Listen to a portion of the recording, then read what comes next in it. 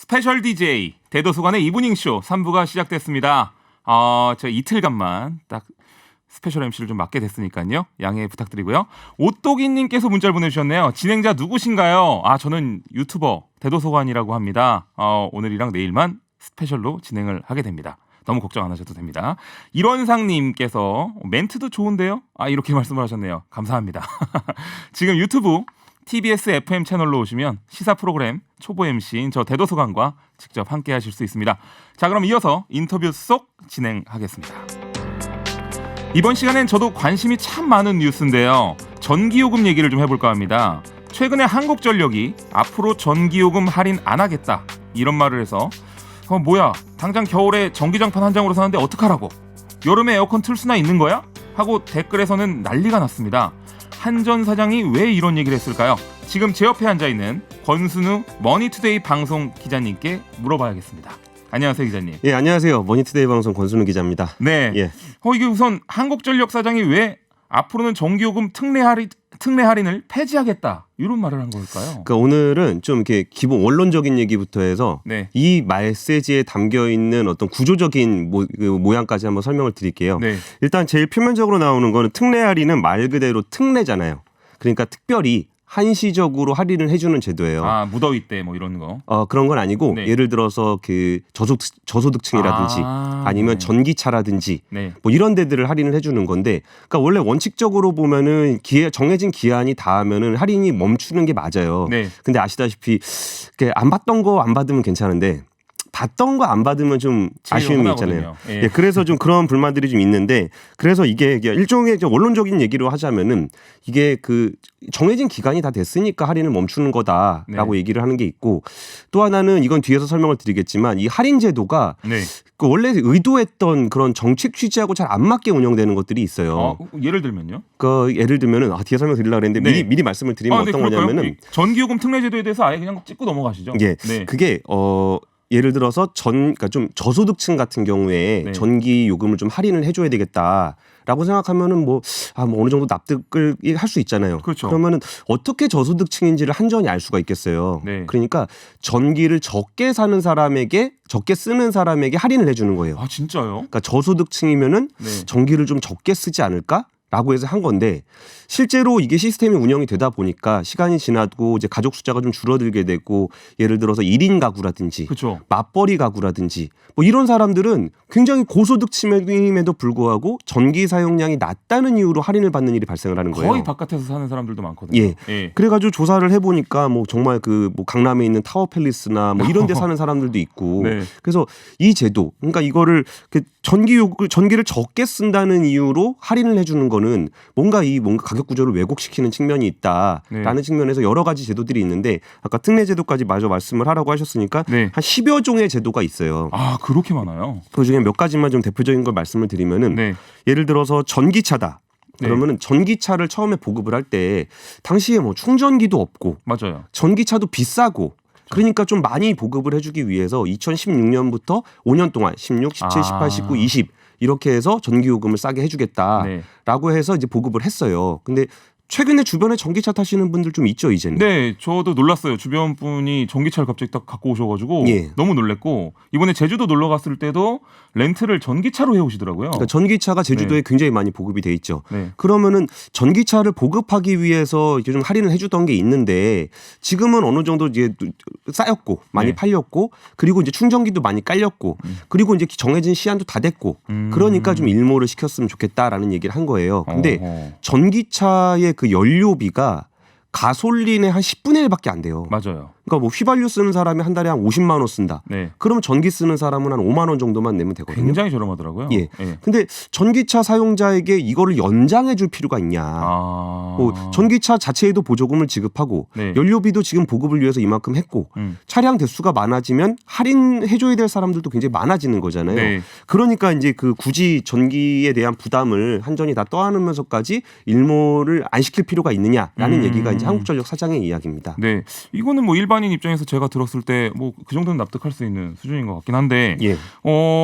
이 얘기를 들은 한전 관할 주무 부처죠. 예. 그러니까 산업부에서는 뭐라고 하던가요? 산업부에서는 이제 모든 제도를 일괄적으로 폐지할지 논의하는 것은 적절하지 않다. 그냥 네. 단칼에 잘랐습니다. 단칼에. 예. 네. 근데 이게 우리나라에서는 전기는 전기라는 서비스를 사용하는 요금이잖아요. 네. 그런데 우리는 흔히 전기세라고 보통 부르면서 전기요금을 인상하는 거를 마치 세금을 인상하는 것처럼의 저항이 있어요. 맞아요. 그리고 이번에도 뭔가 특례 할인 제도를 개선한다는 건데 네. 전기요금 올린다는 거 아니야? 네. 라고 해서 또 여기다 표현들도 일괄적으로 폐지하겠다. 이런 식의 얘기가 들어가니까 다 올라가는 걸로 다 올라가는 생각하는군요. 걸로 해서 굉장히 좀 국민들이 되게 싫어할 수가 있잖아요. 저 전기요금 엄청 내거든요. 저는 이제 집에서 방송도 하고 예. 거기다가 방송하는 동안에 이제 문을 다 닫아놔야 되기 때문에 에어컨도 틀어놓고 예. 그러다 보니까 한 달에 거의 전기세 제일 많이 나왔을 때는 거의 200만 원까지 나온 적도 있어요. 그 정도면은 네. 저희는 또 아내도 같이 방송하기 때문에 네, 두 군데를 스튜디오를 돌리거든요. 예. 네. 근데 그런 부분이 아니라 네. 특례 할인을 받으시는 분들에 대해서 할인이 없어지는 건데 그러니까 대도서관님 같은 경우는 사실 대상은 아닌 거죠. 네, 그렇죠. 근데 그 얘기가 나오면은 전기요금을 여기서 더 올린다고? 그러니까 저도 솔직히 아까 전에 좀 울컥했거든요. 근데 이 정도면 많이 낸 거 아닌가? 예. 그래서 이제 그런 부분하고는 조금 이제 분리해서 생각할 필요가 있다는 겁니다. 그렇군요. 예. 네. 가구당 4,000원씩 할인받는 것도 없어지고 예. 학교도 산업 현장도 예. 또 타격이 클 수밖에 없다는 건데 예. 그럼 한전이 이런 상황을 몰 리도 없고 폐지하겠다는 명분이 뭔가요? 그러니까 이게 그 김종갑 한전 사장은 취임 이후에 계속 전기요금 인상에 대한 이야기를 했어요. 네. 근데 이게 그 차원이 한 3차원 정도로 구분을 할 수 있는데 네. 1차원에서는 한전이 적자를 많이 본다. 그러니까 전기요금이 너무 싸기 때문에 한전이 적자를 보게 되는데 네. 적자를 보게 되면 결국 누군가는 부담을 할 수밖에 없다. 그랬을 때는 요금을 굳이 그렇게까지 안 받으셔도 되는데 싸게 쓰시는 분들에 대해서는 요금을 좀 올릴 필요가 있지 않냐라는 게 한전의 1차원적인 주장이 하나 있고요. 네. 두 번째 차원의 주장은 우리나라를 비롯해서 글로벌이 지구온난화라든지 이런 문제들 때문에 친환경 에너지에 대한 어떤 요구가 굉장히 커요. 네. 그러면은 우리가 전기를 쓸 때는 거기서 매연이 발생하거나 이산화탄소가 배출되지 않지만 네. 이 전기를 만드는 과정에서는 만들 때 생긴다 이거죠. 한 절반 이상은 석탄이라든지 원자력을 쓰고 있거든요. 네. 그럼 친환경 에너지로 전환을 해야 되는데 지금 전기를 그냥 계속 쓰면서 그걸 끌고 가기는 쉽지 않아요. 그러니까 제일 에너지 절감률 높은 게 가격이거든요. 그러니까 요금 체계 개편을 통해서 과도하게 사용되는 전기. 네. 예를 들면은 농업용 전기 중에서 네. 그 농업용 전기 요금을 올린다 그러면 또 농민들이 엄청 싫어할 거 아니에요. 난리 나겠죠. 예. 근데 그 영세 농민들에 대해서 지원하는 거를 좀 줄이기에는 굉장히 부담스러워요. 그런데 예를 들면은 중국에서 고춧가루를 수입해 오는데 네. 고춧가루를 만들어 갖고 오면 말려서 굉장히 가벼운 형태로 오잖아요. 부피도 많이 줄고. 그렇죠. 근데 한국이 전기 요금이 싸니까 여기 와서 간다고요? 여기 와가지고 전기로 불을 떼서 네. 이걸 말리는 거예요. 와. 그러면은 이게 중국의 전기를 써야 될 것을 네. 굳이 한국에 와서 전기를 쓰게 되고 그런 일이 있어요. 엄청나게 많은 전기를 쓰게 되면은 네. 여기서 또 적자가 크게 발생하잖아요. 그럼 이 적자가 난 손실은 또 다른 누군가가 부담을 해야 되는 거예요. 네. 그러니까 이런 부분에서 세고 있는 전기 요금을 좀 아껴야 된다. 그러니까 이거를 에너지 효율을 좀 높인다는 건데 네. 정말 그 전기를 써야 되는 사람에게 공급을 하고 굳이 불 뗄 사람은 전기로 쓰지 말고 네. 가스라든지 석유라든지 이게 열 에너지를 쓸 때는 네. 전기보다는 1차 에너지가 더 좋아요. 그러니까 가스를 떼서 전기를 만들어서 열을 만들면 굉장히 복잡하잖아요. 맞아요. 가스를 떼서 바로 열로 쓰면 되잖아요. 아, 효율적이다. 예. 네. 근데 여기서 김종갑 사장이 재밌는 비유를 예전에 한번 한 적이 있는데 네. 자기는 수입에서 콩을 사서 두부를 만드는 사람이다. 아. 근데 수입 콩 가격이 계속 올라서 네. 그러면 두부 가격은 그대로인데 맞아요. 수입 콩 가격이 올라가니까 자기가 항상 적자를 보게 되더라. 그게 참 고민인데 더 큰 문제는 예전에는 그냥 콩이 좀 싸니까 콩을 먹던 사람이 두부가 더 싸니까 두부를 더 먹게 된다는 거예요. 그 얘기가 그냥 가스를 써도 되는데 가스를 쓰는 게 훨씬 효율적인데 전기가 워낙 싸니까 전기를 씀으로써 거기서 이산화탄소 배출 문제라든지 에너지 효율 문제가 발생을 한다는 거예요. 네. 그래서 에너지 효율을 높이기 위해서라도 그 전기 요금의 체계를 개편해야 된다라는 주장을 지속해 왔었습니다. 네. 결국 뭐 적자 때문이라는 건데 적자가 어느 정도나 되길래 그래요? 적자가 상반기에만 한 1조? 아 1조. 와, 꽤 크죠. 아니 한전 적자 얘기는 뭐 해마다 뉴스로 매번 듣는 얘기인 것 같아서 예. 올해도 왜 적자 얘기가 나오는 건지 좀 궁금해요. 그것도 약간 오해가 있는데 네. 2015년 16년에 한전이 한 10조, 12조 흑자가 났어요. 아 그때 흑자가 났어요? 예. 근데 작년에 적자로 돌아선 이후에 올해 상반기에 한 1조 원 정도 적자로 돌아섰는데 네.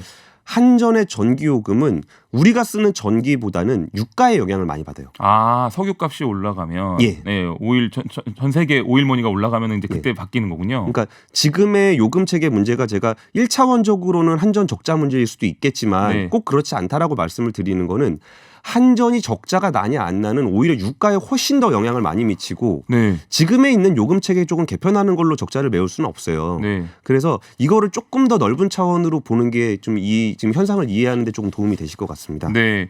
그 지난해 여름철 전기요금 완화 들어갈 때 정부가 예산 투입해서 뭐 보전을 해주겠다. 뭐 이렇게 말한 걸로 아는데 예. 이걸로는 뭐 택도 없다는 거네요. 근데 그때 손실 난 게 한 3천억 되는데 네. 지원받은 게 한 1,500억 정도 되거든요. 네. 그리고 이제 앞으로 3천억씩은 계속 손해를 볼 건데 1,500억은 한 번만 지원하고 안 나와요. 그러니까 손실을 보는 구조는 맞는데 네. 한전이나 우리 에너지 업계에서 이야기하고 싶은 거는 단순히 한전 적자의 문제가 아니라 아까 말씀드렸던 좀 더 큰 틀에서 에너지 효율을 높이고 네. 그 이산화탄소 배출을 줄여서 친환경 에너지로 나아가기 위해서는 네. 요금체계 개편이 필요하다고 이야기하고 있는 겁니다. 네, 일부에서는 뭐 수조원 적자에도 임원들 성과금 잔치로 욕도 많이 먹고 뭐 한전의 방만한 경영이 문제지 않냐 예. 뭐 이런 얘기도 있는데 뭐 없다고 얘기할 수는 없겠지만 예. 그러니까 한전이라는 그 공기업들이 돈을 많이 번다고 해서 좋은 건 아니거든요. 네. 여기는 공공 서비스를 제공해야 되는 입장이기 때문에 국민들로부터 공공 서비스를 제공하고 돈을 많이 받아가면 이익이 나겠죠. 네. 근데 그러라고 있는 데는 아니잖아요. 그래서 경영평가를 해서 성과급을 주는 지표가 달라요. 그래서 작년 같은 경우는 어떤 그 수익에 따른 그러니까 얼마나 돈을 벌었느냐에 따른 지표 비중이 좀 내려가고 네. 사회적 가치를 얼마나 충실하게 실현했는지에 대한 비율이 올라갔어요. 사회적 가치를. 예, 그러니까 그 네. 공기업이 공공적인 역할을 얼마나 잘 수행했느냐. 그러다 보니까 적자가 나더라도 공공적인 역할의 비중이 높아졌기 때문에 성과급을 지급할 수 있는 기준이 되는 거예요. 하긴 그렇게 따지면 공공적인 역할들을 더 하면 할수록 적자가 나는 거니까 그렇죠. 그게 말이 되긴 하네요. 근데 네. 이게 정말 너무 적자가 심하고 계속 그렇게 가다 보면은 네. 이게 문제가 될 수가 있고 언젠가 국민들의 세금이 또 들어가야 되잖아요. 그거를 위해서는 한전 적자를 지적할 문제가 아니라 네. 한국전력의 성과 평가를 바꿔줘야 돼요. 일각에서는 또 한전의 적자가 정부의 탈원전 정책 때문이다. 뭐 이런 주장들도 나오고 있어요. 기자님 보시기엔 어떠세요? 그러니까 이 부분 꼭 지적해드리고 싶었는데 네. 탈원전 정책이라는 말이 되게 묘해요. 그러니까 이번 정부에서 탈원전 정책이라는 말은 썼는데 네. 이번 정부에서 원전은 한 기도 줄어들지 않습니다. 아 그대로였다. 예, 그리고 아니 그대로가 아니라 네. 앞으로도 계속 늘어나요. 2024년까지 한 6기의 원전이 더 만들어지거든요. 네. 그리고 탈원전이 된다. 원전 숫자가 줄어드는 건 최소한 2030년 이후고 탈원전 그러니까 원전에서 좀 자유로워지는 건 최소한 2050년 60년 이후예요. 근데 원전이 한 기도 줄어들지 않았는데 이것 때문에 적자가 난다는 거는 말이 안 돼요. 네. 근데 이건 양쪽의 문제인데 한쪽은 탈원전 정책이라는 걸 통해서 친환경을 지지하시는 분들에게 지지율을 끌어내기 위해서 이 표현을 쓴 것도 문제고 이 탈원전이라는 표현을 이용해서 여기 적자가 나는 거에 대한 프레임을 엮어가는 것도 문제예요. 그러니까 국민들이 탈원전 정책이라는 것 때문에 오히려 혼선을 줄 수 있어서 저는 탈원전 정책이라는 말보다는 좀 더 깨끗한 에너지로 전환하는 친환경 에너지 전환 정책이라고 표현하는 게 맞을 것 같고 네. 한전 적자는 당장은 탈원전 정책과 무관합니다. 아 그렇군요. 기자님 얘기 들으니까 굉장히 이해가 쏙쏙 되네요. 감사합니다. 말씀 굉장히 잘하시네요, 진짜. 감사합니다. 어쨌든 매년 수조 원의 적자가 쌓이고 있다는 건데 예. 그럼 이거 요금 인상밖에는 답이 없는 거잖아요. 결국 요금 올리겠다는 거 아닙니까? 예, 맞는데 네. 아까 말씀드렸던 것처럼 요금을 어느 정도 인상을 해서 에너지를 좀 적게 쓰면서 네. 친환경 에너지를 많이 사용해야 되는 건 맞아요. 네. 그게 이제 큰 틀에서 있는 거고 그런데 이 에너지를 당장 줄이려면은 굉장히 고통스럽단 말이에요. 그러면은 우리가 다이어트를 할 때도 정말 주식을 줄이는 거는 힘들잖아요. 그렇죠. 그러니까 하루 3끼 먹는 걸 줄이긴 힘들어요. 그러면 굳이 안 먹어도 되는 간식부터 줄이는 게 있잖아요. 네. 그럼 아까 말씀드렸던 것처럼 예를 들어서 농업용 전기를 쓰는데 이걸 전기로 쓰지 않고 가스를 쓰게 한다면 굳이 그렇게까지 많은 전기를 만들지 않아도 되잖아요. 네. 그런 게 이제 에너지 효율을 높이는 건데 아까 말씀드렸던 것처럼 굳이 할인을 안 해드려도 된다고 누가 봐도 보이는 사람들에 대한 체계를 바꾸고 굳이 여긴 전기를 안 써도 되는 데에 대해서 다른 거를 오히려 다른 걸 지원해 줄 수도 있잖아요. 가스 보일러를 지원을 해준다거나 네. 이래서 에너지 효율을 높이는 거는 그러니까 에너지 사용을 줄이는 제일 쉬운 방법은 에너지 효율을 높이는 거예요. 네. 단순하게 집에서 에어컨 트시는 것도 에어컨 안 틀면 덥잖아요. 아 그럼요. 요즘 에어컨 없이 못 살겠더라고요. 예. 그러면 그러니까 에어컨을 안 쓰면서, 네. 그러니까 에어컨을 쓰면서 그나마라도 전기를 줄일 수 있는 방법이 뭐가 있을까?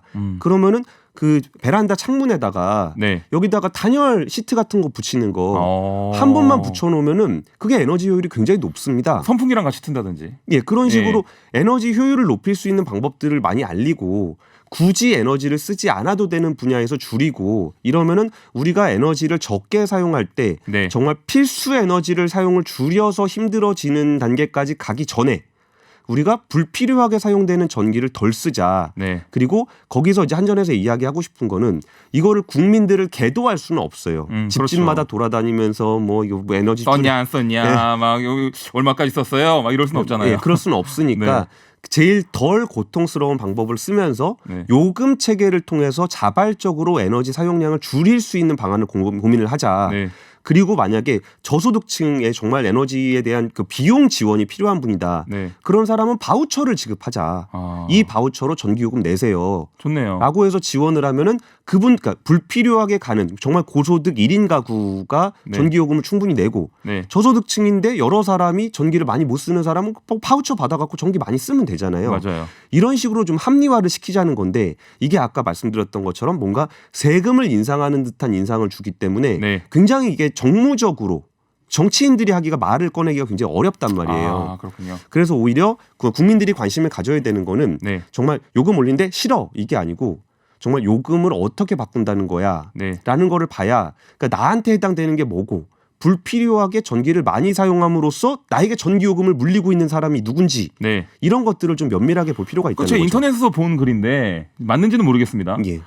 정작 국민들이 쓰는 전기는 별로 없다고 들었거든요. 그리고 국민들도 전기를 굉장히 아끼고 있는 편이고 예. 대부분은 뭐 공장이나 이런 데서 전기가 쓰인다. 예. 그럼 이게 왜 근데 국민들한테 자꾸 부담이 이렇게 지어지냐. 약간 그런 불만 글들을 좀 제가 많이 본 것 같아요. 그리고 실제적으로 오늘 뭐 문자도 보면은 허성우님께서 서민들은 항상 아껴 쓰고 있는데 산업용은 흥청망청입니다. 예. 뭐 이런 식으로 말씀을 하시는 분들도 있거든요. 네, 어떻게 생각하시는지. 그러니까 이것도 네, 서민하고 산업계를 분리해서 보면 왜곡돼요. 네, 그러니까 일반인들 중에도 전기를 많이 쓰시는 분들이 있고 기업들 중에서도 아껴 쓰는 데가 있고 그래요. 그리고 원가율. 그러니까 근데 저 같은 경우도 물론 전기를 많이 쓰지만 예. 저 같은 경우는 할인이 안 되는 거잖아요. 근데 예. 이제 산업용 전기 같은 경우는 할인이 굉장히 많이 된다고 들었거든요. 아 이게 네, 그 원가라는 게 있잖아요. 전기를 만들 때 얼마가 필요한가를 따져보면은 네, 그 개인용 전기 같은 경우는 한 91% 정도. 네. 그러니까 100만 원 연료를 쓰면은 전기요금은 한 90만 원 정도 되는 거고 네.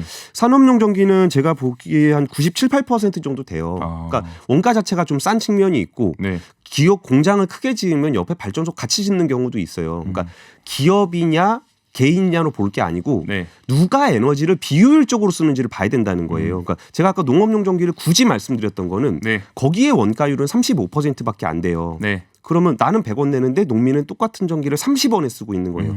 영세 농민 거를 줄이자는 얘기가 아니에요. 네. 굳이 그걸 쓰지 않아도 되는 굉장히 큰 기업형 이런 부분에서 좀 줄여줌으로써 우리가 부담해야 되는 전기요금을 덜 인상할 수 있는 요인들을 발굴해야 된다는 거죠. 네, 알겠습니다. 결국은 뭐 정치권에서 움직여야 될 것 같은 느낌이네요. 자, 지금까지 머니투데이 방송 권순우 기자와 얘기 나눴습니다. 오늘 말씀 감사드립니다. 예, 감사합니다. 네.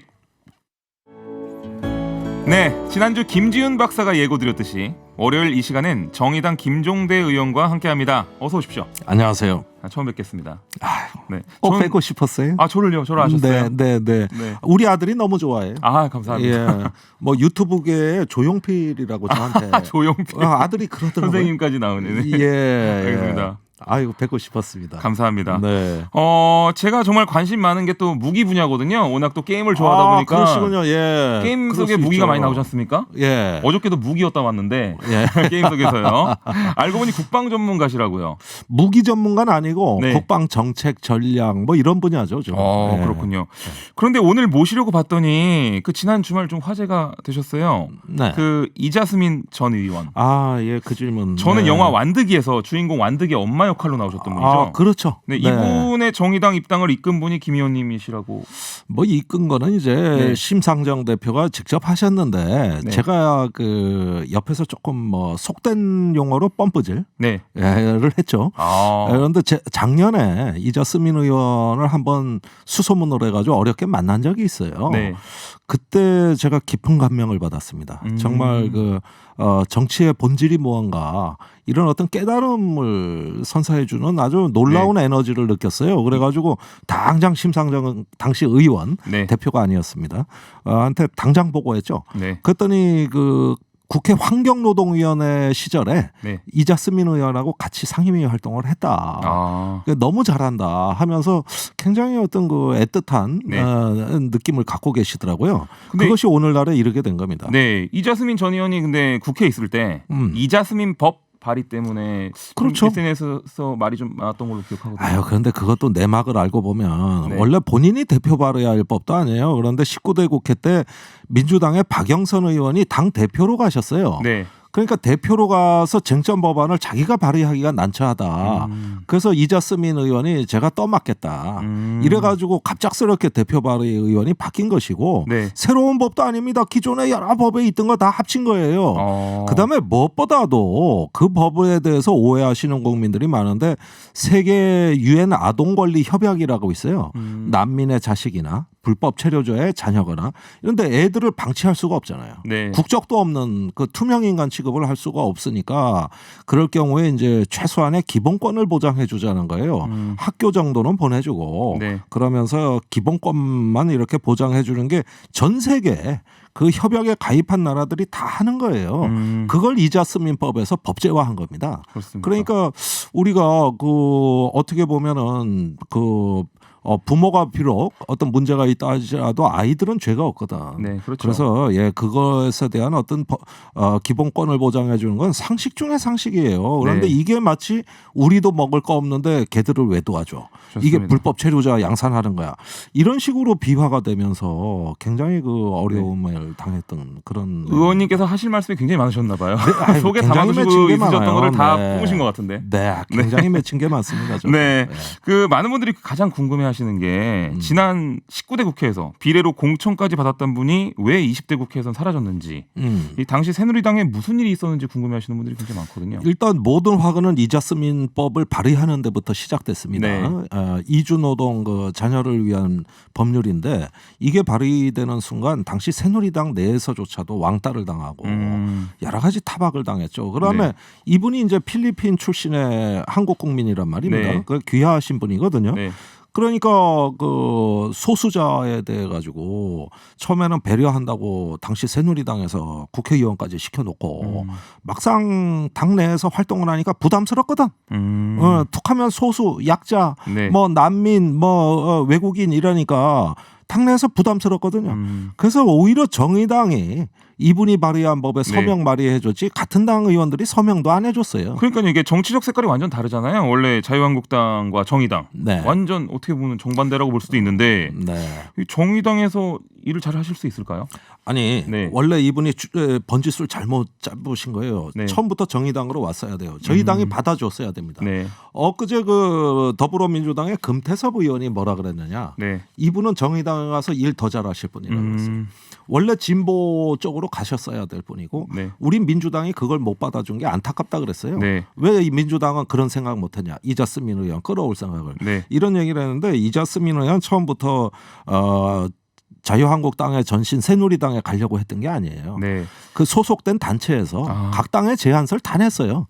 그 소수자 인권을 어떤 그 다문화 운동을 하는 네. 어떤 그 정치 제안서를 냈고 그랬는데 그때 받아준 데가 거기밖에 없었어요. 새누리당. 그렇군요. 오늘 오전에는 이병록 예비역 해군 중장 예. 이 입당식을 좀 가졌죠. 그렇습니다. 네, 이자스민 전 의원은 한국당에 몸담았던 분이었고, 네. 이분은 민주당 활동 경력이 있는 분이라고 들었어요. 네, 네. 네. 국방 그 위원회 저기 민주당의 당내 국방을 담당하는 위원회 부위원장까지 지내셨고, 근데 2년 전에 당적을 정리했습니다. 예. 이번에도 김종대 의원님 작품이십니까? 그것도 제가 제가 이게 네. 참 이 국방 쪽의 물을 오래 먹다 보니까 네. 예, 이분을 끊임없이 만나오면서 최근에 입당을 다 이제 동의를 받아냈는데 네. 공교롭게 지난주에 자유한국당의 그 박찬주 예비역 네, 부장 아까 전에 얘기 나왔습니다. 공관병 갑질한 네. 그분이 물의를 일으켰단 말이에요. 네. 영입 1호로 되는 바람에 또 물의를 일으키고 그러다 영입 취소되고 뭐 네. 별하별 자유한국당이 아주 뭐 저기 이상한 예. 그래가지고 제가 시사 방송이 처음이라 그런데 네. 원래 이렇게 해도 되는 건가요? 아예 상관없어요. 네. 이거 제가 괜찮은 게 아닙니다. 아니, 아닙니다. 그래서 네. 제가 밤새 잠을 못 자고 집에 가서 생각을 해보니까 네. 아니 갑질 물의를 일으킨 분인데 네. 우리 당의 진보 정당 역사상 최초로 예비역장성이 입당을 했는데 네, 그렇죠. 이거 그냥 최초죠. 못 넘어가. 이래가지고 네. 당장 전화를 했어요. 네. 입당식 합시다. 공개적으로 합시다. 당대표 빨리 인사하시고 그냥 밀어붙이시고 힘차게 진군해 나갑시다. 네. 이래가지고 박찬주 대 이병록, 저기 갑질 장군 대 참군인 이런 프레임을 만들자. 그래서 오히려 해가지고, 더 눈에 띄었던 거군요. 예. 그래서 오늘 네. 입당식 한 거예요. 그렇군요. 조금 더 서둘렀을 뿐이에요. 네. 그래서 그 예비역 장성 얘기가 나왔으니까 네. 그 박찬주 전 대장 네. 그분의 발언을 좀 한번 들어봤으면 좋겠어요. 그 준비가 됐나요? 네, 한번 들어보시죠. 그리고 뭐 사실이라고 나온 뭐 감을 따라도 했다, 무슨 뭐 골프공을 주스라고 했다 했지만 사실 공간장이 상상이다. 여러분 상상한 나중 계급입니다. 다른 분들은 왜 남의 자식을 데려다 부려먹냐 그러시는데 그거는 오해하시는 겁니다. 제가 부려먹는 게 아니고 편제표에 나온 대로 임무를 수행하는 겁니다. 치사병은 총 대신 국자를 부는 거고 군악대는 총 대신 나팔을 부는 겁니다. 공관병은 공관에 편제표가 있기 때문에 와서 근무를 하는 거고 편제표에 명시된 대로 사업을 수행하는 겁니다. 그리고 뭐 예를 들어서 서울에서 있다가 내려온 그 아내가 위생관이나 또는 뭐 식품관이나 그런 것도 있으면 기책할 수 있는 겁니다. 부모가 자식을 아무래는 걸 갑질이라고 할 때 없듯이 사령관이 병사들에게 지시하는 걸 여러분 갑질이라고 표현하면 그거는 지휘체계를 분란시키는 겁니다. 의원님이라면은 국방부에서도 일을 하셨고요. 네. 제가 공간에 대해서 잘 모릅니다. 네. 저도 물론 군대를 나오긴 했지만 공간을 가본 적은 없거든요. 고위 지휘관이 네. 이제 숙소죠. 네, 그럼 이제 이분 입장은 공간에 대해서 사람들이 잘 몰라서 하는 얘기다. 뭐 군의 명령 체계에 대해서 당연한 일이었다. 네. 이렇게 뭐 다시 말해서 군을 잘 모르는 언론이나 국민들한테 여론의 문매를 맞은 게 좀 억울하다. 네, 이런 뜻인 것 같은데. 네. 어떻습니까? 하신 말씀이신가요? 그 대다수의 국군 장병을 슬프게 하는 발언이다. 그렇죠. 정말 슬프다. 네. 제가 이 말에 꼭 반박을 해야 되나 싶은 게 아니 가슴이 미어져요. 네. 자식을 군대 보내는 어머님 마음이 어떻겠어요. 자, 공관병 물론 좋은 보직이고 사실은 그 꽃보직이라고도 군대 말로도 합니다. 네, 좋은 꿀보직. 보직. 예. 그러나 사람은 힘든 데가 있느냐 편한 데가 있느냐가 중요한 게 아니라 얼마나 존중받았느냐가 중요한 거예요. 그 포인트죠. 예. 월급이 많고 적고 힘들고 편하고가 문제가 아니라 존중받았느냐. 네. 나의 인격의 가치를 제대로 구현했느냐가 중요한 거예요. 그렇죠. 아니 왜 24시간 호출기를 달고 있고 네. 뭐 부인이 몰라서 그랬다 그러는데 문을 가둬가지고 잠궈가지고 밖에서 갇혀버리지를 않나. 그다음에 아들이 와서 삼겹살 파티하는데 네. 고기 나르지 않나. 거기에다가 저기 과일을 얼굴에 집어던지질 않나. 거기에다가 또 뭐 이루 말하자면 제 입이 아픈데 네. 제가 그 공간 갔다 왔어요. 이군 그랬어요? 작전사령부 그 공간에 갔다 왔어요. 네. 예, 아주 뭐 캐슬입니다, 캐슬. 섬이에요? 예, 아주 고대 광실. 예, 거기에서 네. 저 넓은 저 골프장 그 많은 텃밭에 감 따러 다니고 골프장 그 골프공 주스러 다닐 때 아니 그럼 우리가 생각하는 감나무 하나 정도가 아니었군요. 아, 이거 엄청 넓은 데입니다. 네. 거기가 수천 평이에요. 예, 그리고 옆에 골프장 넓어요. 네. 아니 그런데 저기 이런 일을 하면서 뭐 저기 어떤 인격적인 대접을 못 받았다 그러는 건데 네. 자, 갑질 별거 아닙니다. 별거 아니에요. 자, 저 박찬주 대장이 가부장적 의식을 갖고 있는 거예요. 그런 것 같습니다. 공관병은 계급이 병장이지 네. 인간이 병장이 아니에요. 아, 그럼요. 병장은 병장의 계급이 있는 것이지 거기서 인간의 병장 대접받으라는 거 아닙니다. 맞습니다. 상사는 높은 계급이고 대장은 하늘이고 그러면 나머지는 공관병에 해야지. 이 사고 방식은 육군 규정에도 금지되어 있는 겁니다. 네. 규정에 나와 있어요. 과수재배 뭐 사적 심부름 시키지 말라고 육군 규정에 딱 적혀 있는데 지금 박 대장 얘기는 할 수 있다. 아. 임무 편제표에 나와 있다. 네. 이렇게 이야기를 하고 계시는 겁니다. 사실도 틀리고 네. 해석도 틀리고 반성도 안 하고 네. 가부장제의 제왕적 지휘관 노릇을 하고 계시는 건데 지금 시원하게 거기에다 말씀해 삼천교육대 발언 나왔죠. 오늘 계엄령 문건 발언 나왔죠. 전부 퇴행적 발언입니다. 이거 네. 제가 슬퍼서 이 자리에 있을 수가 없어요. 네. 자, 뭐 어쨌든 이분이 지금 취소는 됐긴 하지만 만약에 영입되더라도 정의당 입장이나 뭐 다른 당 입장에서는 굉장히 땡큐였을 것 같은데. 그러니까 오늘 황교안 대표는 영입 포기 안 했다고 또 말씀하시고 네. 지금 살아있는 카드입니다. 자유한국당에. 그렇게 조국을 욕해놓고 젊은 애들 저 조국 장관이 저기 슬프게 했다고 해놓고 네. 자기들이 하는 갑질은 뭐라고 군대 간 대다수의 우리 군인들 슬프게 만들어놓고 네. 어머니들 슬프게 만들어놓고 이거 무슨 자격으로 조국 장관을 욕했냐. 지금까지 이게 네. 앞뒤가 맞는 얘기를 해야 제가 오늘 죄송합니다. 아닙니다. 의원님 제가 평소에 이렇게 흥분 안 해요. 제가 지금 예. 너무 좋습니다. 근데 네. 원래 매주 나오시나요? 예. 아, 매주 나오셔서 지난주부터 시작됐어요. 예. 굉장히 폭발적으로 말씀을 하셔가지고 죄송합니다. 그동안 예. 속에 담아두셨던 얘기를 오늘 다 폭발시키나 했는데 예. 매주 나오시는군요. 예, 그럴 일 아닙니까 이게? 그럴 만한 일이잖아요. 맞습니다.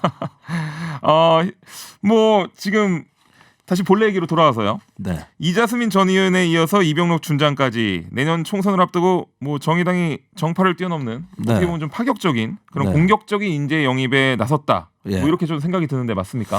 아니 이자스민 의원이나 이병록 제독은 네. 우리하고 당이 달랐다 할지라도 가치는 공유하는 분들입니다. 네. 그분들이 그 당에서 얼마나 고초를 겪었는가를 우리는 알아요. 네. 다 관찰했습니다. 아하. 그래서 설령 당이 한때 달랐다고 해도 지향하는 가치가 있고 우리는 같은 장소에서 같은 방향을 바라보고 있었던 거예요. 네. 그걸 확인했을 때 얼마나 기쁩니까? 알겠습니다. 그리고 우리가 이제 적진에서 귀순해 온 분들일수록 더 잘해드려야 돼요. 네, 맞습니다. 뭐 말씀을 워낙 잘하셔가지고 시간이 훅훅 가네요. 훅 가네요. 벌써 네, 가네. 예. 그래서 마지막 질문을 하나 드렸으면 좋겠어요. 문자 네. 반응도 굉장히 뜨겁고요. 좀 있은 네. 후에 읽어드리도록 하겠습니다. 네. 마지막 질문으로는 오늘 국정원에서 예. 김정은이 네. 12월 북미 정상회담을 정해놨다는 속보가 나왔어요. 네. 방금 북한 목표에 불과하다는 정정 발표도 나왔거든요. 네. 북한의 목표일 뿐이다. 김 의원님 이게 도대체 어떤 상황일지 좀 지금까지 궁금하거든요. 이제 북한의 김계관 네. 또 최룡해 김영철 등 북한의 최고 실세들이 나와 연말까지 네. 미국하고 타결 안 되면 우리 갈 길 간다. 수도 없이 그래놨는데 그거는 북미 정상회담 하자. 네. 트럼프 나와라. 이 얘기였어요. 아하. 그러니까 결국은 북한의 전략은 확실한 겁니다. 네. 예, 연말에 정상회담으로 풀자. 그 이상은 없다. 그렇군요. 다음 두 번 기회는 또 없을 거다. 네. 이렇게 그 벼랑 끝으로 가고 있는 거예요. 문자 반응이 굉장히 뜨거워요, 의원님. 제가 좀 읽어드릴까요? 예. 천사아빠님께서 김종대 의원이 화팅. 그리고 세미슬님께서 시원합니다. 안젤리나 쫄려님도 의원님 사이다시네요. 이가희 본개편님도 코너 이름이 이제 정해졌네요. 김종대 한풀이. 이 코너 이름 마음에 드십니까? 마음에 안 듭니다. 네. 한풀이는요. 저희가 똘레랑스 포용국가로 가는데. 그럼요. 같이, 자, 오늘 너무 감사드리고요. 네. 시간이 정말 금방 가서 정말 죄송합니다. 네, 지금까지 정의당 수석 대변인 김종대 의원과 얘기 나눴습니다. 오늘 말씀 감사합니다. 감사합니다. 네. 한 주간 뜨거웠던 글로벌 이슈를 각국 지구촌 대표단과 함께 이야기해보는 지구촌 회담입니다. 오늘은 중국, 미국, 러시아, 터키를 대표해 지구촌 소식을 전해줄 분들을 모셨습니다. 모국어로 짧게 인사 부탁드려도 될까요? 먼저 모국어는 너무 유치한 거 아니에요? 여기 저도 100원이라 아, 예. 네. 매주 이렇게 하고 있는데 먼저 무슨 중국 소리입니까? 대표입니다. 전 중국 차이나 TV 기자 리시양 씨 반갑습니다. 对，大家好，周一病克服的怎么样呢？希望在拥堵的下班路上听着我们的节目，有份愉快的心情。 오늘 월요일이죠. 모두 월요일 뿅 잘 극복하셨는지요? 네, 막히는 퇴근길 우리 프로그램 들으면서 즐거운 마음이었으면 좋겠습니다. 와, 아니 앞에 부분만 듣고서는 한국어 못 하시는 분인 줄 알다가 듣고선 사람들이 깜짝 놀랐을 것 같아요. 네, 자 다음은 저와도 인연이 있는 분입니다. 미국 대표 조셉 씨 반갑습니다. Nice to meet you. I'm Joe. I'm from the States, and I'm happy to be here. 예. 안녕하세요. 제가 조셉이고요. 미국에서 왔고 현재 고려대에서 공부하고 있습니다. 반갑습니다. 네. 자 그리고 이분은 TV에서도 저도 많이 봤는데요. 러시아 대표 국제회의 통번역사 에바 씨 안녕하세요. Здравствуйте, очень приятно снова со всеми встретиться. Надеюсь, сегодня также мы проведем очень хорошо время. 안녕하세요. 다시 만나 뵙게 돼서 굉장히 기쁘고요. 오늘도 좋은 토론하고 가기를 바라겠습니다. 그 얘기를 그대로 하신 거죠? 네네. 아, 네네. 오. 조금 빠르나요? 아니요, 좋았습니다. 아이고 러시아가 원래 빠르니까요. 네. 자 마지막으로 터키 출신 크루드인 아시아인 편집장 알파고 신하 씨 안녕하세요. Merhaba, benim adım Şinas Alpago. Bugün de sizlerle beraber olduğum için mutluyum. 사실 저는 이렇게 할 필요가 없거든요. 저 네. 귀화했어요. 아 그럼요. 저도 많이 들었어요. 한국말을 써야 되는데 어쩔 수 없이 이렇게 했어요. 모국어의 혼란. 제가 사실 이제 원래 항상 차 타고 다니면서 시사 라디오를 많이 듣거든요. 그때 항상 이제 들리는 기분 너무 목소리들이 좋네요. 다 나와서 예 기분 맞아요. 너무 싱쿵싱쿵했어요. 자 이렇게 한국말 잘하는 분들이 진짜 외국인이 맞는지 궁금하시죠? 미국, 중국, 러시아, 터키까지 각국 지구촌 대표들이 궁금하신 분들은 지금 유튜브에서 TBS FM 검색하시면요 저희를 직접 보실 수가 있습니다. 보이는 라디오로 함께하실 수가 근데 있어요. 오늘은 왜 이렇게 민주주의가 망한 나라들 위주로 모으셨어요? 미국은 좀 그렇다고 치고 물론 트럼프 때문에 논란 좀 있긴 하지만 이렇게 얘기해도 되는 건가요? 저 오늘 시사 라디오가 처음이라 사회 보시려고 하면 어떡해요? 그렇군요. 저는 굉장히 당황하셨어. 당황하는 아니 이야기들. 난 중국은 너무 내수 근데 문제가 없어요. 대놓고 요즘 공산주의라고 회상 비율로 따지면은 이것 좀 맞지 않나요? 네. 좀 약간 뭐 그쵸? 북유럽 때 좀 뿌리시지 그랬어요.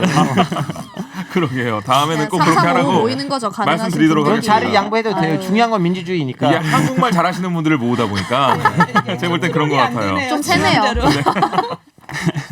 자, 오늘 지구촌 회담에서 소개할 첫 번째 뉴스는요. 한국뿐만 아니라 전 세계가 이 이야기로 아주 뜨겁습니다.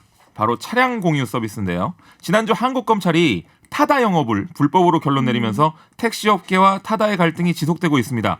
과연 해외에서는 차량 공유 서비스를 어떻게 운영하고 있는지 지구촌 대표들과 이야기해 보도록 하겠습니다. 자, 먼저 최근 논란이 되고 있는 한국의 타다 혹시 타보신 적 있으신 분이 있나요? 네, 다 타보셨어요? 네, 그럴 거예요. 기존의 택시도 타보셨나요? 당연히. 그럼요. 네, 어떻게 솔직하게 한번 말씀을 하긴 그렇죠. 솔직하게 한번 말씀을 좀 듣고 싶어요. 이제 예의상 타고 왔어야 되죠. 네. 근데 저는 진짜로 탔어요. 네, 탔어요. 의심하지 마세요. 그럼요. 의심 안 합니다. 그럼요. 그 차량 공유 서비스가 택시에 비해서 뭐 좋았던 점이 있었는지 아니면 뭐 나빴던 점이 있었는지 궁금하거든요. 사실 저 같은 경우는 타다 기사님들이 조금 더 약간 친절하게 대하시는 것 같은 느낌은 받았어요. 왜냐하면 그냥 말을 좀 더 많이 거시는 것 같은? 네. 네. 그리고 뭐 서비스 관련해서도 뭐 안전을 조금 중요시 하시는 것 같더라고요. 그래서 뭐 안전벨트를 꼭 매고 그래야지 출발하신다고 이렇게 말씀해주시고 그런데 이제 금액이나 그런 부분과 관련돼서는 사실 그냥 택시가 조금 더 싼 것 같기도 하면서도 아닌 것 같기도 하고 그래서 좀 저는 그랬습니다. 어떻습니까? 알파고 씨. 전 다다에 대해 지재를 해야 되기 때문에 몇 번 다 봤는데 일단은 그분들이 교육을 받는데요.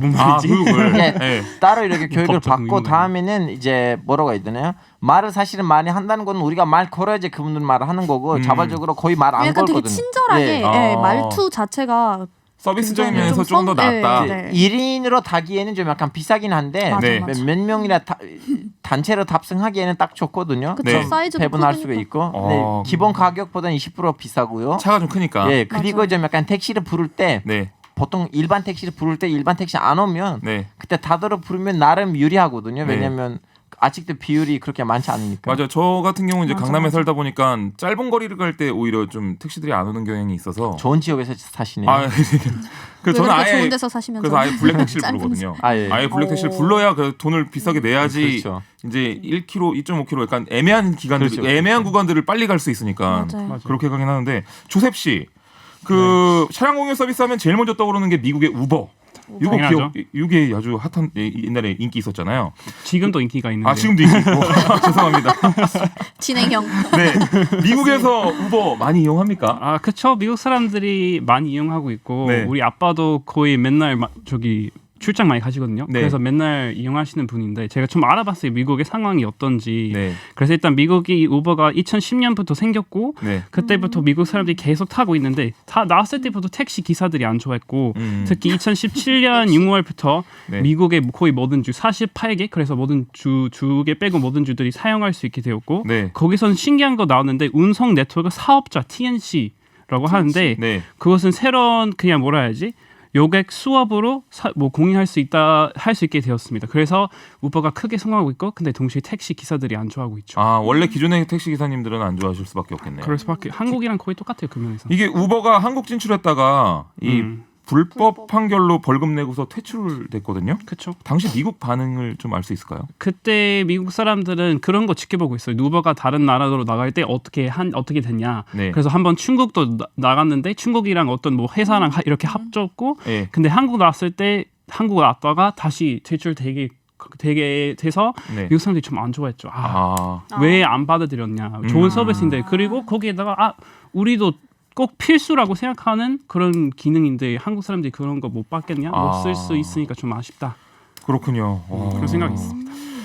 리시양 씨. 네. 네. 우버가 한국 말고 중국에도 진출했다고 네. 아까 전에 조셉이 네, 얘기했었잖아요. 말했죠. 네. 중국 사람들도 우버 탑니까? 네, 지금은 없죠. 우버라고. 아, 지금 없어요? 왜냐면 우버라는 회사는 없는데. 2014년 3월에 중국의 시장에 진출을 했는데 네. 2년 지난 2016년도에 지금 현재로선 중에서 제일 큰 디디 출싱이라는 네. 공유 차량 그 회사에 인수를 당해서 인수합병을 당해서 우버가 중국 시장을 없어진 거죠. 네. 없어졌지만 아직도 주식을 갖고 있어요. 주식을 이게 약간 뭔가 자존심 싸움 같은 그런 느낌인데요. 디디 출시할 때 1.7% 주식을 갖고 현금 10억 불을 받고 나갔다고 네. 하더라고요. 그래서 맞아요. 중국 시장에서 나가는 게 얼굴이 깎이는 일이지만 대신 좀 체면 있게 돈을 받고 나갔다 그런 걸로 하고 있죠. 그렇군요. 네. 이 우버와 그럼 디디 추싱 네. 이 어떤 게 달랐나요? 중국 사람들은 왜 디디 추싱을 더 많이 탔죠? 어떻게 말하면 뭐 특히 다른 거는 없어요. 네. 근데 그 디디 추싱이라는 이 플랫폼이 어디까지나 중국에서 조금 더 중국 사람들의 습관이나 네. 그리고 성향 이런 분석이 좀 들어갔고 그리고 사람들이 우버라고 하면 유보라고 하면 미국계라는 이 인식이 성향? 살짝 그거 있기 때문에 그래도 우리나라 거 먼저 하다 보니까 어떻게 또 되고 그럴 수밖에 없죠. 아까 뭐 다른 나라에서 됐지만 우버도 중국에서 네. 그 광주에서 불법 영업 초창기에 불법 영업 때문에 정지도 받고 이런 리스트에 올랐어요. 네. 그러면서 좀 시장에서 나간 거죠. 그 차량 공유 서비스에 대해서 중국 사람들의 반응이 좀 궁금해요. 이거에 대해서 좋다고 생각하는지. 아주 좋아하죠. 저도 며칠 전에 출장 갔을 때 공항에서 여기서 아예 이렇게 예약을 다 하고 딱 공항에 내리니까 차가 와서 바로 와 있어서. 가고 되게 좋아요. 기존의 택시 기사님들은 그 피해가 없었나요? 당연히 그거 있죠. 네. 근데 그렇다고 해서 이게 나왔다고 해서 택시 기사가 다 망하는 것도 아니고, 예 그리고 뭐 이게 모든 택시 시장의 수요가 따로 있고 이것이 따로 있기 때문에 서로 조화를 이루면서 좀 네. 발전하는 시장이 아닌가 그렇게 생각하고 있어요. 여기랑 많이 좋습니다. 그러면 뭐 러시아로 한번 넘어가 볼까요? 네. 네, 에바 씨. 기다렸습니다. 네, 현대차에서 네. 러시아에 차량 공유 서비스를 할 거라는 기사를 봤어요. 네. 그 러시아의 차량 공유 시장이 지금 엄청 핫하다고 하던데. 맞습니다. 저희가 사실 택시라는 것 자체가 네. 약간 차량 공유의 뉘앙스가 있어요. 그래서 원래 지금 이제 기존의 택시 기사로 일하시던 분들이 거의 그 택시를 사람들이 많이 이용을 안 하는 게 가격이 일단 비싸고. 원래 택시가. 네. 예. 그래서 지금 이제 여기 우버가 러시아에도 들어왔다가 얀덱스가 인수합병을 해가지고 마찬가지였나 봐요. 얀덱스로 들어간 네. 거거든요. 근데 맞아요. 이 얀덱스를 굉장히 많이 이용하고 네. 그래서 여기에서 가격도 이제 좀 더 저렴하고 그 예약하는 것도 더 편하고 해서 좀 더 많이 이용하는 것 같습니다. 보니까 얀덱스가 그러니까 포털 사이트고 네, 맞습니다. 우리로 따지면 약간 막 네이버 네이버 같은 같은, 엄청나게 네네. 큰 회사인데 다 하는군요. 지금 보니까 얀덱스 다 해요. 주인이 지금 어디 가셨어요? 네? 얀덱스를 원래 장립했었던 사람 지금 어디예요? 그거는 저도 잘 모르겠습니다. 아 그래요? 어디 제가 알 길이 있나요? 민주 씨에게 또 나오려고 하는 것 알고 같은데. 있을 거야. 알고 있을 거야. 그러니까 지금 저분은 다 보니까 알아요. 우리로 따지면 배달 서비스에다가 네. 음악 서비스에다가 네. 거기다가 또 이 택시 서비스까지 택시도 하고 네, 다 해요. 엄청나네요. 네, 근데 이제 문제가 뭐냐면 이 얀덱스 택시가 그러니까 서버가 하나가 있는데 네. 각각 도시에서 이걸 운영을 하다 보니까 그 서버에서 관리를 하기가 조금 무리가 있는 게 있어요. 그래서 택시 기사들이 이제 개인으로 그냥 투잡으로 이걸 이제 택시 기사를 하시는 분들이 많이 있고, 네, 그래서 거기에 이제 그냥 등록을 해놓고, 네. 네, 개인 차량으로 이제 돌아다니다 보니까 네. 그분들을 관리하기가 어렵고, 그래서 요즘에는 이제 승객이 뭐 얀덱스 택시 기사한테 맞아가지고 뭐 이런 폭행 관련된 이제 아이고. 사건 사고도 아, 있었고, 진짜요? 네. 네. 그래서 안전성이 좀 문제가 있어서 네. 사실 편하지만 또 이제 단점이 있는 그건 그런 공기 서비스. 근데- 차량의 공통적인 문제인 것 같아요. 네. 안전성이 확보 안 되는 맞아요. 거. 그거 맞아, 물어보고 안전이 싶은 되게 중요한 거는 것 같아요. 일반 그래서 일반 택시 아저씨들 안 때리는 것도 아니잖아요. 그쵸. 아, 똑같은 네. 그래서 그렇긴 해요. 똑같은 뭐 그래서 어떤 약간 문제 돈을 없애는 거 덜 생긴 것도 내고 아니고 맞냐, 그냥 우리서 돈을 계속 더 있는 내고 거니까. 맞냐, 약간 이런 느낌입니다. 맞아도 찾을 수 있냐 아니면 맞아. 그쵸, 맞아요, 맞아요, 아 제가 미국에 갔었을 때 좀 내비게이션 놀랐던 게 네. 영화에서처럼 택시 이렇게 아저씨들이 미워하겠다. 미국에 갔었을 때 제가 좀 놀랐던 게 죄송합니다. 영화에서처럼 방탄유리가 있는 것 같더라고요. 네, 방탄유리 어떤 말이죠? 그 총알이 조달하지 못하는 그런 거 딱히 없는 것 같은데. 아 그래요? 그러니까 플라스틱 같은 게 이렇게 딱 앞에 쳐져 있어. 아니 중국에서도 제가 탔는데 있었는데 중국 특정에서. 택시 아, 그래요? 아 그런 거. 네.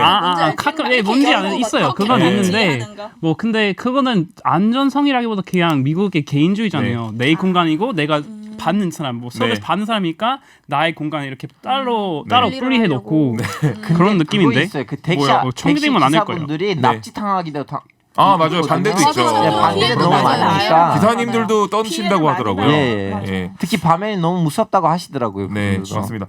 자, 그럼 마지막으로 터키 한번 알아볼까요? 예. 네. 터키는 네. 이제 중국 그 러시아 강제 합병 당했잖아요. 터키 좀 더 다르게 했어요. 아, 받고 갔어요. 그분들도 터키에 있는 스윙이. 강제합병 맞아요. 자, 한 번씩 말씀하셔야 됩니다. 이게 섞이면 오디오 섞이면 잘 안 나가기 때문에 네. 아 좋습니다. 이제 터키는 택시 연합이 네. 시위를 벌이고 네.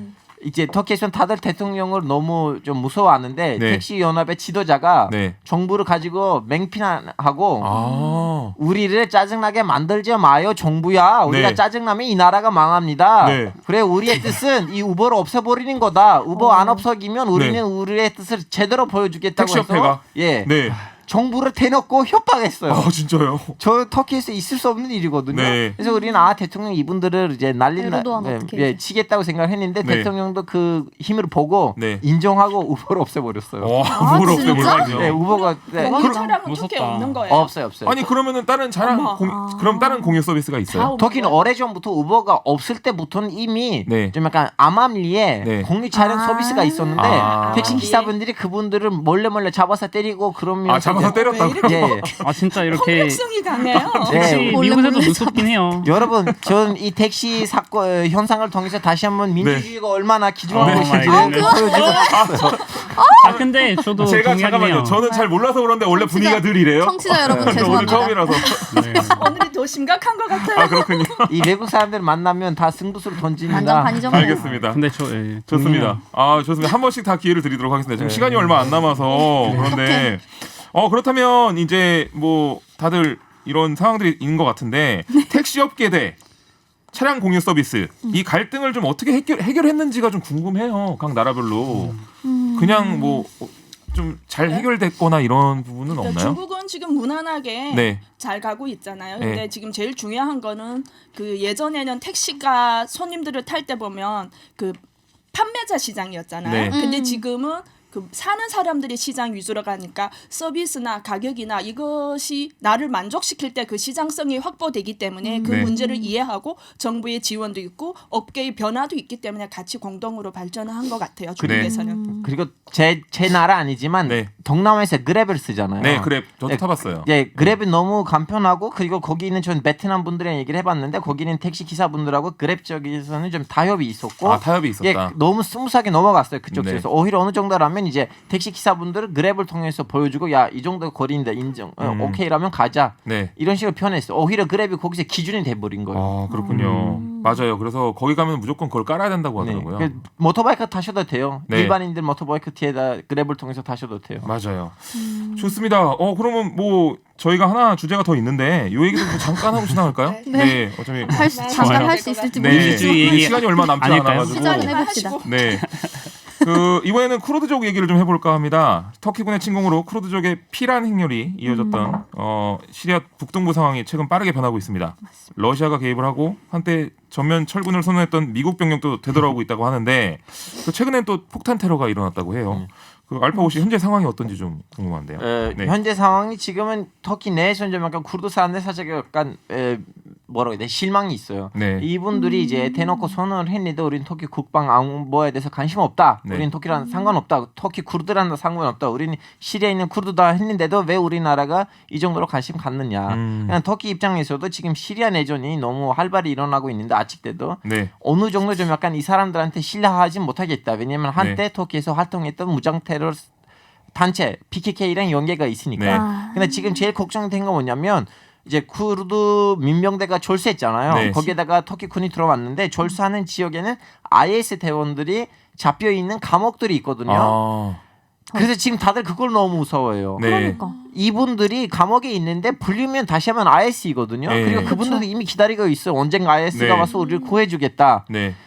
그래서 지금 그거 너무 우려돼요. 다시 한번 제2의 IS 푸얼이 일어나지 않을까. 이 쿠르드족 출신이신 거죠, 알파 예, 씨가? 저는 터키 쿠르드족이에요. 터키 쿠르드족. 예. 그런 거군요. 제가 잘 몰라서 그랬는데 지금 터키와 쿠르드 민병대가 서로 휴전했다고 하는데 예. 그 쿠르드족 사람들은 아직도 그 피란 중인가요? 피란이다 보는 그 네. 민족이 피란한 거 아니고 거기 있는 무장 단체가 네. 미국을 통해서 이제 미국하고 러시아를 통해서 터키 정부랑 합의를 해서 졸사할 뿐이지. 네. 동시에도 지금 시리아 입장에서는 이 나라가 분단될 것인가 네. 아니면 분단하지 않으면 이 수많은 무장인이 어떻게 우리 군대를 합류시켜야 되니까 지금 시리아 입장에서도 골치 아픈 상황이거든요. 네. 네. 왜냐하면 지금 몇만 명 쿠르드 사람이 총을 들고 있는데 시리아 내전이 끝나면 어쩔 건지요. 그렇군요. 그 조셉 씨, 네. 그 미국에서는 이 쿠르드 네네. 사태와 더불어서 이게 트럼프 대통령에 대한 이야기를 가장 많이 할 것 같은데 혹시 그럼요. 그런 얘기가 맞나요? 많이 나오는데 미국 항상 일어나는 상황인데 트럼프가 뭘 하면 공화당 지지하고 뭘 하든 그리고 트럼프가 뭘 하면 무조건 민주당 싫어해요. 그래서 원래는 다 똑같군요. 원래 철수하는 거는 민주당 이렇게 좀 좋아해야 되는데 네. 공화당 싫고 근데 네. 이제 역전 상황이에요. 이렇게 돼버리니까 그래서 그렇게 됐죠. 좋습니다. 지금 저희가 시간이 짧아가지고 너무 죄송하고요. 네. 그 다 더 얘기하고 싶지만 네, 러시아 맞습니다. 대표 에바 씨 그리고 미국 대표 조셉 씨, 중국 대표 리샹 씨, 한국인 알파고 씨 오늘 말씀 잘 들었습니다. 네, 감사합니다. 말 많이 없지만 정말 재밌었어요. 짧은 감이 없지 않아 있네요. 이제 한국인이신 거죠? 예, 예. 네, 맞아요. 한국인 대표. 저를 이제 중동으로 맡기지 마세요. 저는 잘 몰라서 오늘 아, 예. 처음이라.